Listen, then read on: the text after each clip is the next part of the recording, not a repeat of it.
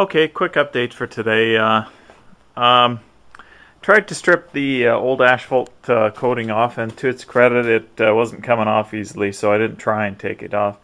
Tried a couple of different methods, scraping right there, wire wheeling on the most of the rest of it. Scraping worked, but it would have taken hours and hours and hours and hours, and I figured if it's holding on that tight, it's not that bad a thing to leave on. So anyways, what I'm going to do is tomorrow I'm going to come out, hit it with a coat of primer, and probably on Friday I'm going to do all my undercoating. I'll undercoat the underside of this, and I believe I'll do the inside of the floor, inside bottom of the floor, or top of the floor I guess it is, but whatever you want to call it. The cab floor on the inside.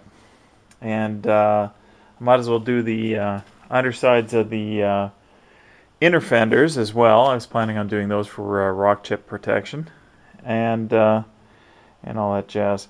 What I'm going to do right now is I'm going to try out some of that Eastwood inner frame coating that I've got, and I'll see how well that stuff works. Not that I'm going to be able to tell until it rusts out. Okay, just a quick comment. I just used that epoxy, or that Eastwood Internal Frame Coating. I should go grab the can, show it to you so you know what I'm talking about. But I went and I inserted it into all the holes in both directions, same as the rockers. The stuff is very liquidy. I think I'll actually wipe some of that off of the inside edge of the inner rocker here. But it's very liquid, and it does say that it's got the consistency of water. But seeing the spray nozzle in action as I was pulling it out, a couple of times there, it does seem to do a pretty good job of spraying in a cone in the direction that the nozzle is facing. So I'm pretty confident that most everything, except on the direct area around the other side of this opening, got a good shot of the frame coating, and even that probably did fairly well as I was pulling it out and made a bit of a mess here, let's say. So I'm never going to know how good this stuff is, because by the time I found out that it's no good, this truck will be rotted out again, which I would hope would never happen anyways. The stuff looks to be almost like that zinc phosphate that's oftentimes used in aircraft preservation. So supposedly what it is some zinc compound that is mixed with some sort of a resin. So I'm going to presume it's going to set up hard. In any case, well, that's done. So been a bit of a mess, but hopefully this stuff will sand off fairly well. I'm going to wipe it off, and then I'm going to take it easy. Oh, I did one other thing before I went and I was scraping the bottom of it off, is I did use seam sealer along all of the edges of the cab there that I'd already removed the seam sealer off of. So hopefully that'll be good. Okay, so this is just what it looks like. Probably most people ordered it off their website, so it's not going to be a big deal. But this is what the whole system looks like. That's what the nozzle looks like.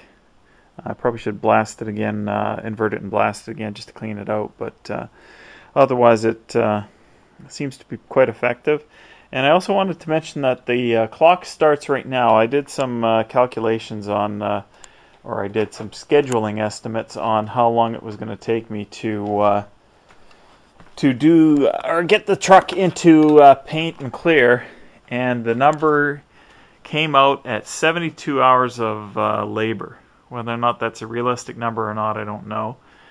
But that'll be to take this cab, the hood, fenders, cowl, and any of the other miscellaneous pieces. I'm not doing a bed for this thing, so it's not going to be a problem with that.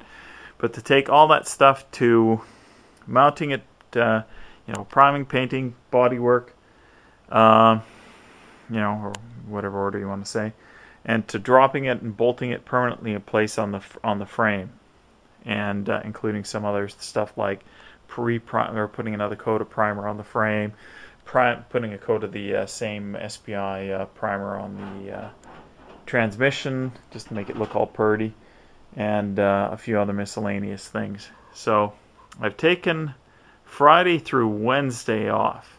Next Monday is actually Canadian Thanksgiving, so I've got 6 days off.